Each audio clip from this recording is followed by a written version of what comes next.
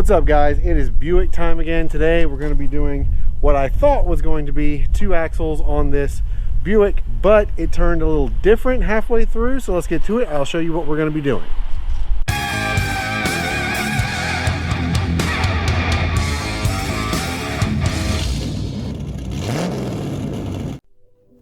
Okay, so step 1, as usual, is raise and support the vehicle. Go ahead and yank the wheels off. Those are 19mm lug nuts. Then you're going to take the axle nut off, get it out of the way. This one was pretty tight, so it took me a minute to get it loose. Once you got that backed off, the next step is going to be to remove the brake caliper. All I'm doing here is removing the 2 15mm bolts that hold the caliper bridge to the knuckle, and then I'm just going to pull the whole caliper, pads, bridge, everything up together as one piece.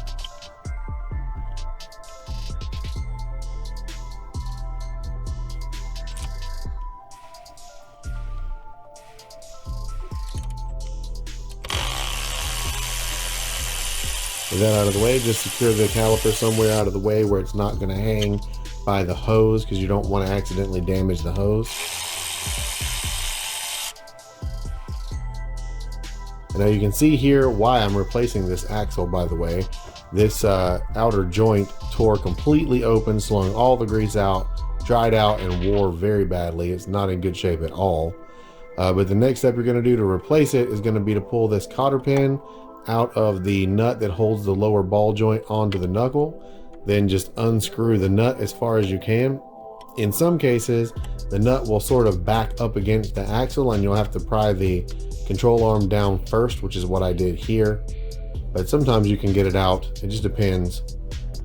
Next, you're going to hit the side of the knuckle several good times with a heavy hammer. That should jar the ball joint loose without damaging anything. Then you're just going to pry down on the control arm, pull the nut the rest of the way off. And once you've done that, pry the control arm all the way down until it comes completely out of the knuckle. If you have too much trouble doing this, try disconnecting the sway bar. That may help you. It may make it easier to pry it down. And just pull it out of the way like that and release it. Then you're just going to pull the knuckle away from the car to pull the axle out, just like this, and lay it out of the way. Then the difficult job of undoing the middle. Okay, I skipped a piece, so let me take a minute just to show you why I skipped it and what's going on. So here's the old axle out. As you can see, it is beyond torn open. It also hit the ABS wire and yanked it out of the axle, or of the bearing, so I'm going to get a wheel bearing too. And this end was completely stuck in there. So I tried a couple different things. What I usually use is this pry bar that I got on Amazon. I can usually get it right here and pry and get it loose. That did not work this time. So I tried a lot of different things, but as you can see, there's not a lot of room to get in there. I finally found that you can go up from the bottom with an air hammer and a long chisel and catch it just right, and you can force it out that way. So that's how I got it out. Next thing we're going to do is put this one back in.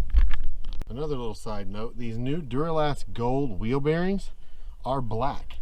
They feel good, they feel really tight, but I've never seen one come in black. Even the back is like anodized black. It's really weird. Anyway, on to the axle. So the next thing is going to be putting this axle back in. I do suggest when you get the new axle, before you try to put it in, to lubricate the splines on the inboard side a little. I'm using some brake caliper grease to do that right there. Then you just need to get it in there, line the splines up correctly, and you should get one good shove and it should snap right in. If it doesn't, make sure you've got it lined up correctly, because it should go in very easily on its own. Just like this.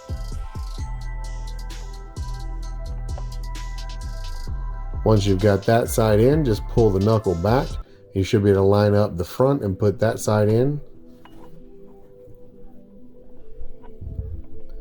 And then once you've got it started and lined up correctly, You're going to need to pry the lower control arm down again so that you can line the ball joint back up with the knuckle. This can be a little tricky, especially since the control arm wants to fight you the whole time and doesn't want to go down very easily. And if you're like me and you're working by yourself, it's a difficult thing sometimes to do, to pry down and line it up at the same time. Getting someone to help you with that will make it a lot easier.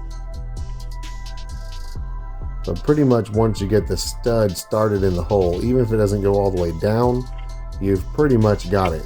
You just need to wiggle it to get it lined up correctly, and it should pop straight through.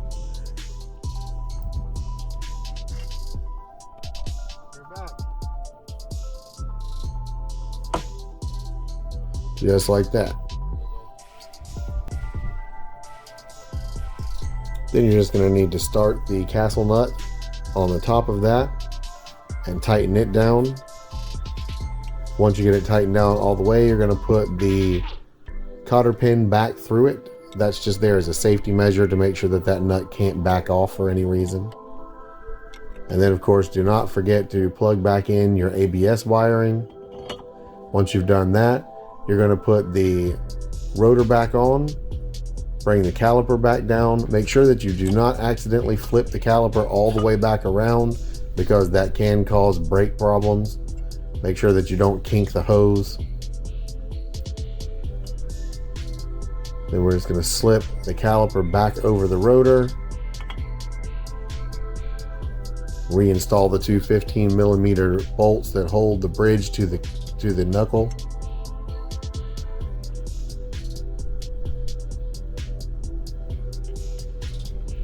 There you can see how much better it looks with the nice new axle and the ABS wiring that I have not plugged back in yet because I forgot, but I did get it plugged in before I put the wheel back on, and that's what's important. Then I use a pry bar to hold the hub to make it not be able to turn, so that I can torque the axle nut down.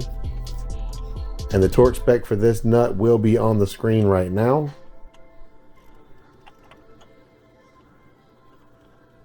And then once you've got that torqued, all you're going to do is put the wheels back on and you're ready to go. And that is all there is to it. This wheel is good to go now. The axle's good, the wheel bearing's good, ABS light is off, and I am back to being able to drive it. So I'm on to the next thing. Drop me a like, drop me a comment, let me know what you think, and make sure you're subscribed to the channel. I'll catch you guys in the next video. Thank you so much for watching, and peace.